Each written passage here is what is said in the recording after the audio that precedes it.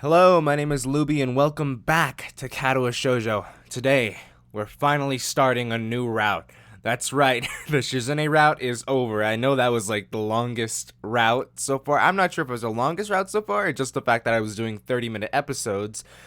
But yeah, that one had the most parts to it out of the 3 routes we've done. So now we're finally on another one. We're finally starting the Hanukkah route officially. Technically, we started it last time, but this is official. We're in Act 2 now. So let's get it started. My alarm blares into my ears, only to be swiftly silenced by my fist. My body switches into auto mode, carrying my subconscious self out of bed and into my uniform. As always, my bottles of pills sit on my desk patiently, waiting for me to take them and pick up my daily dosage of medicine. 17 pills a day. Before I know it, I'm opening the door to class 3-3. Glad to see I'm not the only one who seems to be a little hungover from festival week. Every face in the classroom looks gaunt. With the festival now over, it's as if everyone's life dreams have been achieved. With nothing left to live for, the students have relied on instincts alone to guide them to class. Or maybe I'm just reading too much into it. I slowly make my way to my seat, and it's only then that I realize why the room's so peaceful. The seats beside mine are blissfully empty. The world's loudest interpreter for the deaf has yet to arrive. Oh, there they are. Just as I am about to sit down, the door flies open, revealing a resplendent Misha, drills bobbing from the dramatic entrance and arms stretched toward the sky. Oh. Yahoo! It's all over! It appears that not everyone is affected by the post-festival depression. The rest of the class glare at her, thinking the same thing I am. Misha is still frozen in the doorway with her arms still in the air, nervously looks around. It's obvious that she senses the foul mood, but can't work out exactly what to do. Suddenly, she jerks forward. Hey! As she stumbles into the classroom, she reveals Shizune, arms still extended from where she shoved Misha. ... Thanks for the entertainment, but shouldn't you two take your seats? ... Still slightly embarrassed, Misha takes a few seconds to realize she has to translate. Yeah, I'll probably never have to do Shizune's voice ever again, because I'm guessing that Asao's not gonna learn sign language any other routes. That's a shame. I mean, she's still gonna talk, but just like, not bracket talk. Still slightly embarrassed, Misha takes a few seconds to realize she has to translate. Oh yeah, Shishan says she's not happy with you ditching us last week. You were really busy. Is that so? What the stuff already did for you two? ... She says it only counts for council members. Since you declined, she doesn't owe you anything. Misha leans closer and whispers conspiratorially into my ear. Actually, I think she's just a little sore that you didn't spend the day with her. She's really thankful for your work last week, though. Sensing that she's being talked about, Shizune lightly wraps her fingers on her desk until Misha turns around to face her. I can't understand any of the fast-paced signing that's going on, but from Shizune's slightly embarrassed expression and Misha's poorly contained laughter, I can guess. While this exchange is happening, the door opens once again, but this time at a much more reasonable pace. Hanako quietly enters the room and pulls the door closed behind her. Peering out from under her hair, she quickly scans the classroom. Our eyes meet and she suddenly stiffens. She closes her eyes, takes a deep breath, and then walks over to my desk. Good morning, Hisao. Morning, Hanako. You're a little late, aren't you? I was talking to Lily, about today. Ah, so you've got our list then. We can leave straight after classes in that case. Sure. I'm looking forward to it. Hanako briefly flashes her embarrassed smile at me and then hurries off to her seat. During classes, it becomes apparent that it's not only the students that are a little despondent after the festival. Muto simply gives us a list of exercises from the textbook and then sits behind his desk. I totally forget about the brief lunch period for a moment, such is the banality of the day. It's mind-numbing, and everyone seems surprised when the bells signal the end of the lessons. As I'm packing up my bags, Misha and Shizune flank and entrap me. Again. Say, Hee-chan, it's still not too late to join up. There's a lot of post-festival paperwork for us to complete. Sorry, Misha, I've got plans. As if sensing the cue, Hanako appears behind me holding a small bag and trying to avoid eye contact with the outside world. Misha's eyes open wide and then she bursts into laughter. What? You move fast, don't you, Hee-chan? You won't disturb your date any further. Behind the roaring Misha, I see Shizune taking far too little interest in the scene. I might be taking this the wrong way, but I think she's deliberately ignoring me. I feel a gentle tug on my shirt and turn to see Hanako's eyes fixed firmly on the floor. Let's. Gotcha. Shizune, Misha, I'll see you later. And I'm still not interested in the council. Spoil sport! That's not Misha's voice. What'd I do? Misha and Shizune retreat into the hallway, happily signing to each other. Got all your stuff? Let's head off. Floods of students pour out of the school gates and onto the road into town. It's a little weird. It's almost a scene from any other high school, but the illusion fades because of the occasional wheelchair or missing limb. I mean, you still get that at a regular school. One thing I do notice is that nobody is alone. And as Hanako and I pass through the gates, I notice that she closes the distance between us. Not enough to be considered close, but she certainly isn't at her usual just a little far position. I guess we're not familiar enough for her to get as close as she does with Lily. However, even though she has moved a little closer to me physically, mentally she seems to have traveled a mile. Her hands clutch around the leather straps of her bag to the point of whitening her knuckles, her head down and her mouth pursed closed. She almost looks like she's being walked to the principal's office for the first time. I try to stifle a giggle at the thought, but it's futile. What's the matter? I guess there's no point in hiding it. Sorry, for a second there it looked like you were getting in trouble. What do you mean? I think you need to relax a little. We're not going too far, and it's only students around, right? Right. It bothers me a little to see Hanako so worked up. And, you do this every week, don't you? Yes, with Lily. Of course, with Lily. I wonder, has she ever left the school without her? It doesn't seem like much at first glance, but Hanako's dependence on Lily is absurdly heavy. If she can't even handle leaving the school without her, how would she have managed to survive if the two had never met? Would she have found someone else to latch onto? And what drew her to Lily? Was it her lack of eyesight, or was Lily just kind enough to lend a hand? I wonder if anyone would have fit the bill. Well, I'm here. Besides, we're not going far. It'll be over before you know it. Hanako's knuckles slowly regain their color as she tries to hide a small smile, but the effort of that seems to prevent further conversation. We travel side by side down the winding road towards the town. The crowd of students thins as we continue along the sidewalk. Faster students rush ahead, and the less mobile ones fall behind, rarefying the crowd into nothingness. Google put the definition of rarefying on the screen. Thank you. Oh, by the time I accidentally clicked out of the window the Katawa Shoujo was in, by the time we reach the convenience store, we're practically alone. Using me as a shield between herself and the attendant, Hanako moves through the narrow aisles, adding an assortment of items to her basket. Bread, milk, tea, thyme? What kind of convenience store sells herbs? Then again, nothing about this town seems normal, which may not be such a bad thing in retrospect. Everything is so different and uncomfortable, dwelling on such matters isn't really an option. When I think about that, it reminds me of Hanako. No matter how much you try, you can't escape her scars. They still interrupt my train of thought when I see them. As much as I don't want to admit it to myself, I think I'm forcing myself to try to ignore them. Not that I am scar-free myself. The jagged line down my sternum will never completely fade away. I just have the luxury of being able to hide it easily. But in our way, both of our scars remind us that we're all in this place for a reason. ...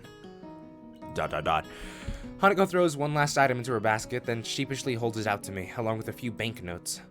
Could you please... It takes me a second to understand what she's trying to say. Oh, you want me to pay for this?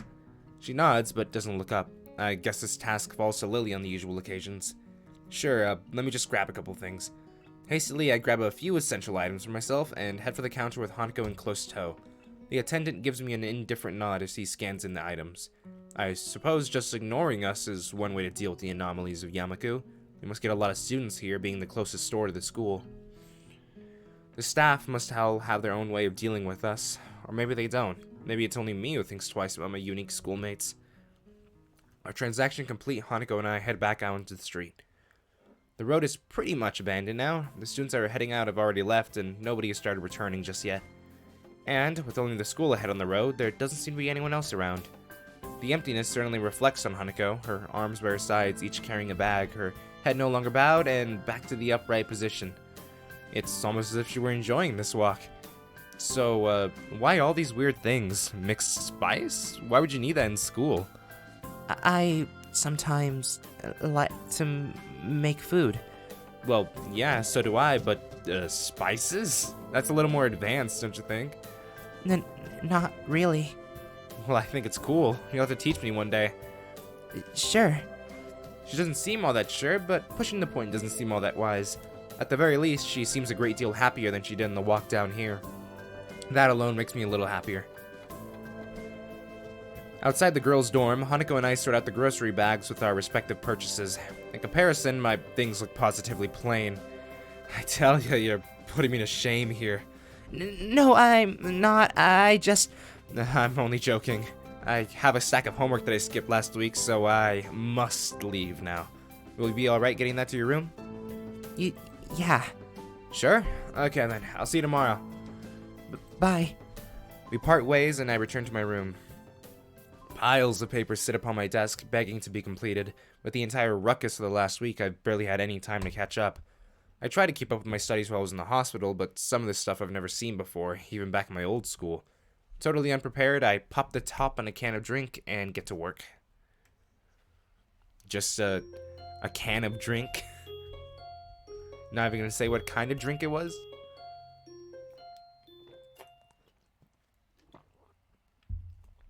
The days are really starting to heat up. This morning I awoke covered in sweat. By the time the student body starts leaving their dorms for breakfast and morning duties, the sun has taken full effect.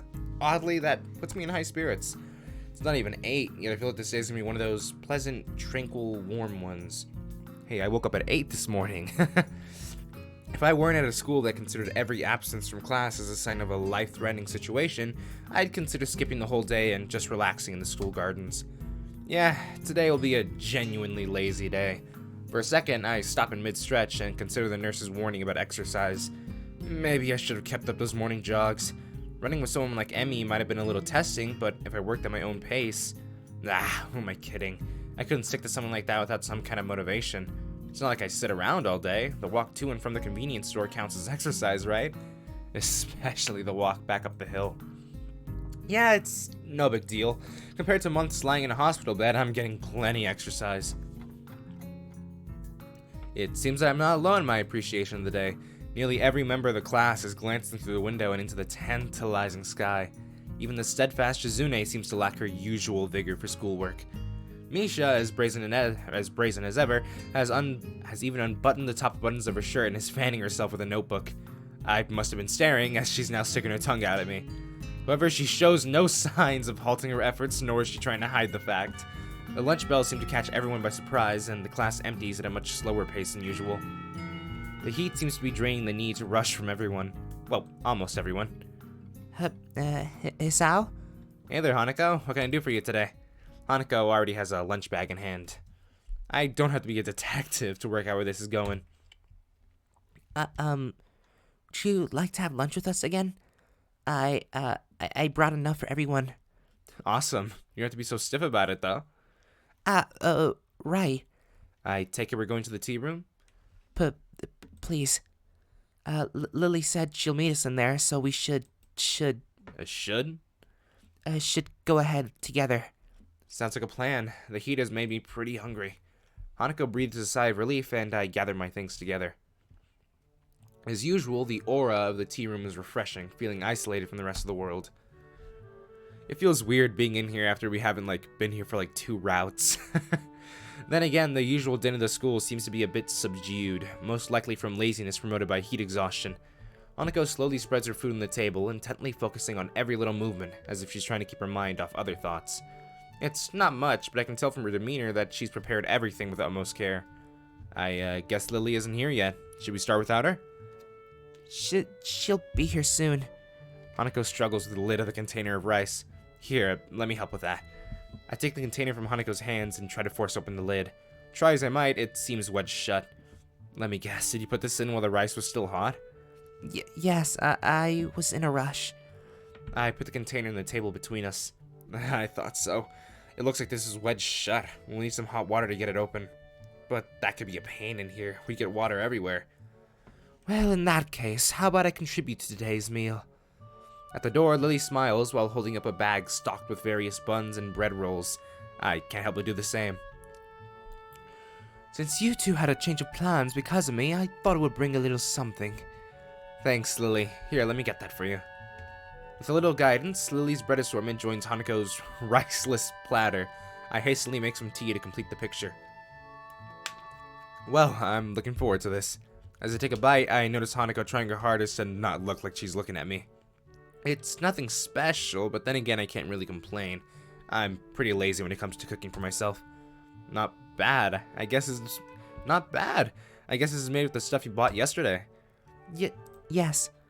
Hanako's eyes shout at me, begging for some kind of feedback.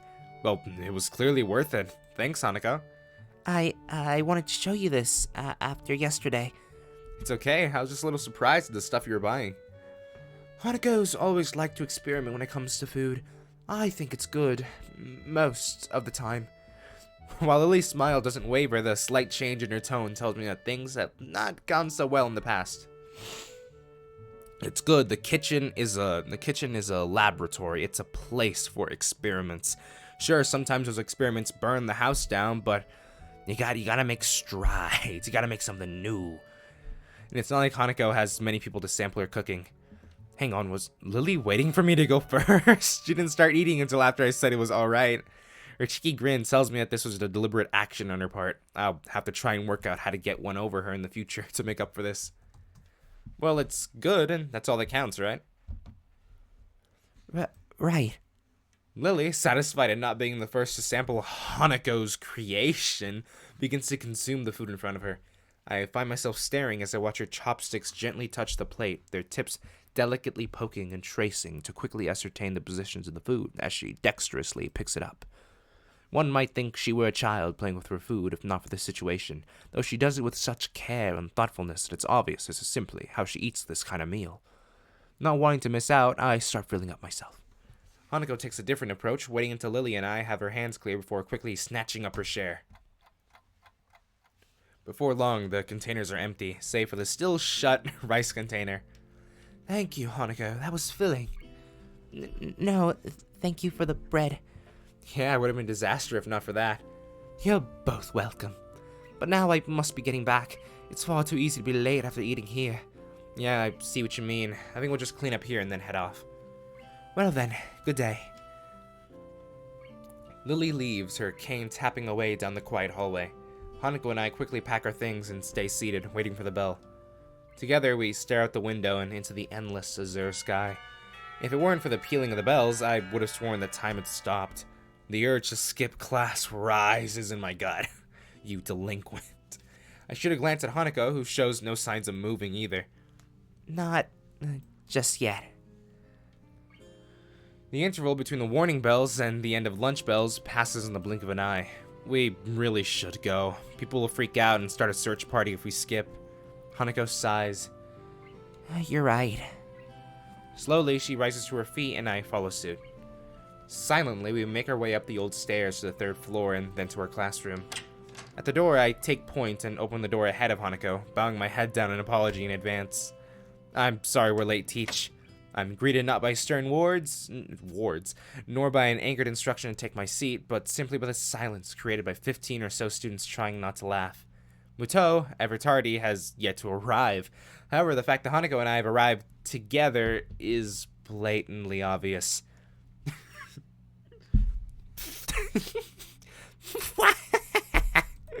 Make that about 14 students trying and 1 student failing. A lover's return! Yeah, thanks. You can calm down now. I step through the door and realize that Hanako is firmly pressed against my back, hiding herself from the class. At least she isn't denying it. With my steps coming closer to my desk, she eventually breaks from me and stiffly walks to her own. Her efforts to mentally block everyone's presence from her mind are written fairly clearly on her face.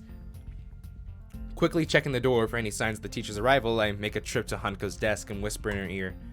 Don't worry about Misha, she's always like this. I enjoyed myself today. Don't sweat it, okay? Hanako nods her head behind her folded arms, but still doesn't show her face. I yearn to stay and console her more, but Muto picks his exact moment to enter the class, halfway through his lecture, as if he started in the hallway. Which, of course, is directly proportional to the charge, but inversely proportionally to the square of the distance. He's so engrossed in his speech that he doesn't even notice me sneaking back into my seat from Haneko's desk. While Muto's spiel rambles on, Misha leans over to me. The teacher may not have noticed your tardiness, but I did. That much is obvious from the show you just put on. I have been instructed to let you off the hook for today, but only on one condition. Oh, and what would that be? You have to help us this afternoon. I crane my neck to look over Misha's shoulder. Shizune is, conveniently, not making eye contact with me. Fine, just for today. I've already told you I'm not joining the council, remember? Of course! Doing so could be considered. She looks down at her notebook, obviously looking for a place in her script. Under duress, and hence would be against regulations. How very strange of you to consider other regulations now. Things should be done by the book. It's just the book hasn't been written for every situation, so there are times when it can be ignored. And yet, you two wonder why no one else wants to be in the student council. After poking her tongue out at me, Misha returns to her workbook, and we battle our way through the latter half of the school day. Before I can even stand up, Misha and Shizune have placed their hands on both my shoulders. Hey, I said I'd help out. Damn. It's just insurance, Hisao. Insurance. Hisao?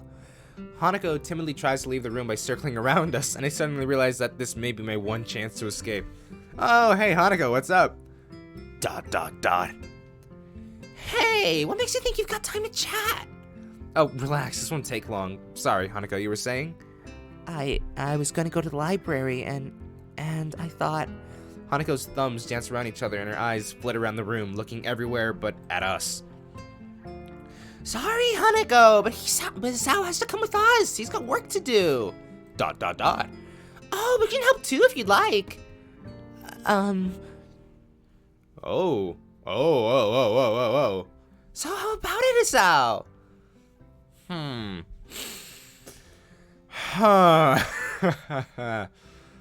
gonna be honest, perfectly honest here. I had this like flowchart that I downloaded way back when I started this game for the channel. But it has been a year since I downloaded that flowchart and took a look at it. So I don't remember if there's like a bad ending, like good ending to Hanako's route. Oh god. If so, then this one decision can change the future. Alright, so how about it, Hisao? Okay, so Hanako is obviously very shy around new people. And if I choose what do you think, Hanako, I'm kind of like forcing her into the conversation, and her saying no would make her seem rude, and her saying yes would put her into a situation that she doesn't want to be in. And here, I've done enough work for the council already, is kind of like, yeah, no, bye guys, I'm gonna go hang with Hanako. It isn't their route, is all I'm saying. It is not their route. So, since I don't want to put Hanako in an awkward position, I've done enough work for the council already. Hey, Shizune, I know I said I'd help, but I forgot I'd already made plans. Besides, I helped out more than my fair share last week, didn't I? I promise I'll make up to you some other time. Shizune and Misha release their grip on me and have a long, deep, and silent conversation. Well, you have a point there. To be honest, we're only going to spend the rest of the budget on cakes. So if you're not there, it works out better. More cake for us. Shizune about faces and marches out the door, and Misha skips out after her. Well, that was a lot easier than I thought it was going to be. Last week, those two were like bloodhounds or prison guards. Or maybe prison guards bred from bloodhounds. I can't believe I just thought that, let alone saying it out loud. I think I need to move away from Kenji. Never mind. Anyway, should we go to the library? Sure. Hanako follows me through the still crowded halls to the library, using me as a shield. Gotta say, using me as a shield? That's adorable. As soon as we are through the door, Hanako bolts to the counter where Yuko is stacking books. Before I can catch up, Hanako was whispered something to her. You'd find that in nonfiction, but I don't know where exactly. If you want, I can look it up. Never mind. Hey, Yuko, what's all this about? Oh, Hisao, Hanako was just looking for a book on... nothing. A book on nothing? In the nonfiction section? I was just... I shoot a glance at Yuko. She looks like she's about to burst from the pressure of keeping Hanako's request secret. Yuko, what did... Chess! She's looking for a chess book. I make a mental note to never entrust Yuko with any important information. Yuko... I'm sorry, Hanako. It just slipped out. Well, it's not a secret anymore. Come on, I'll give you a hand. I should really brush up on my skills, too. Oh, okay. Yuko disappears behind the counter in shame as Hanako and I wander into the depths of the non-fiction section. I know there's supposed to be a system for categorizing these books. The Dewey Decimal System, baby. Don't forget it. But I don't see how anyone can decipher it without spending half their life researching it. It's not my fault you never bothered to learn the Dewey Decimal System. That's probably why all the librarians I know are neurotic. Towards the end of the aisle, between a book on card tricks and some book on kids' games, stands a single book bearing the title, Chess Tactics for Champions. Before I can reach for it, Hanako has the book in her hands, clutching it to her chest. Well, I guess that's yours then. Mind if I borrow it when you're finished? Sure, I just haven't really played against anyone but Lily before, so I thought... Damn, it's not like I was trying to beat Hanako deliberately or anything, but she seems to have taken it to heart. Then again, at least this means she wants to play me again. That's a plus, right? Well, it's not like I'm a master or anything, I just played a bit before. It occurs to me that I haven't told Hanako about my condition. I falter for a second, deciding to cover my tracks. That is a conversation for another day. Before I came here. Oh, sorry, I'm making gross sounds because I got something stuck in my throat. Are you alright? Yeah, I was just remembering something. When I think about it, I shouldn't be afraid to tell Hanako about my condition and my time in the hospital. Judging by her scars, she probably spent a fair amount of time in a hospital bed. But for some reason, I can't bring it up. At least not today, and not on short notice. Eager to break off the conversation, I grab a random book from the shelf. It's some book on the world's fastest roller coasters. Published in 1982. Well, not very up to date, but it should at least be interesting. Well, we both get books now, so should we go sit down? Hanako seems to accept my bluff, and we head to the reading nook in the back of the library. Neither of us says a word. We simply open our books and start reading. I try to read my book, but it would seem that in 1982, roller coasters weren't nearly as large as the ones built in the decades since. Most of the ones listed are made of wood. Something about that doesn't seem safe to me. Oh, yeah. Not very safe at all.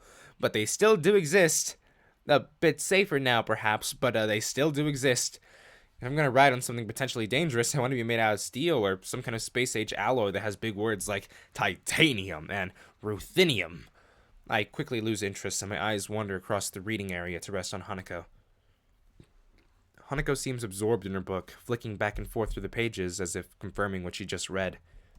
I wonder if that's actually effective or if she's just overloading herself. She unconsciously brushes her hair from her face, temporarily revealing her scar tissue. I'm still not sure about the protocol here. Is it right to ask her about her scars? Or her past? How long she was in the hospital? Does she still visit the doctor? These all seem like the questions that you'd ask someone who just transferred to your school, translated into the local language. But to date, no one has directly asked me any of them. Well, except Rin, but I don't think I should use her as a guide to proper social behavior. For the time being, I'll just keep my mouth shut. If someone wants you to know something, then they'll tell you. Trying to force the issue might drive Hanako back into herself. Sorry to interrupt, but I have to close the library now. Already? I check my watch. Somehow, as I was lost in thought, nearly 2 hours have passed. Do you want to check out those books? I can do it on the way out. But please. I'm done. I'll drop this one back on the way through. It wasn't as interesting as I first thought. Hanako marks her place with a slip of paper and stands up. The girls head to the counter, and I return my book to what I think is the right shelf. Yuko scans Hanako's book with practiced precision, yet still manages to fumble it. Oh, there we go. Third time lucky. Since this is a non-fiction book, you can only have it for a week. That's okay. Is that how it works around here? Yuko shuts down the library's computer and herds us out the door. I didn't think it was this late already. But you're the one that told us you had to close. Yeah, I know, but that was before I looked at the time. I'll see you later. Yuko bolts down the hall, her handbag trailing behind her like an awkward streamer. I guess all librarians really are neurotic. Huh? Never mind. I was just thinking that I've never met a librarian that can organize their time, no matter how good they are with their books. Oh, I know what you mean. Hanako smiles in amusement. It wasn't meant to be a joke, but I must have reminded her of some other librarian, or something. I have to get back. Yeah, me too. I didn't realize it was this late. Thanks for letting me hang out with you. No problem. I'm going to my dormitory room now anyway, so do you mind if I tag along? Okay. Hanako sets off ahead of me, and I need to jog a little to reach her side. We walk through the gardens, eventually arriving in front of the dorm buildings. Man, you walk pretty fast. I used to play in a soccer club and you managed to outpace me. I kind of regret saying that. It has less to do with her pace than with the fact that my condition has significantly worsened my fitness. Hanako's reaction is odd. I expected an awkward attempt to downplay her walking speed, but she just blushes while looking at her feet and smiling. Silence hangs in the air between us. That happens often around Hanako, but feels slightly different than usual this time. After a few seconds, I try to break the silence. Here you go. See you in class tomorrow? Sure. Hanako waves a short goodbye before pushing her way through the dorm's doors. I stand and look at them for a while before making my way to my own dormitory room. Can I just say something? Being stuck, or not being stuck, I guess. Okay. Okay. Okay. How do I say this right? Okay, I think that was the perfect date right there. I'm gonna be real. That is an ideal date.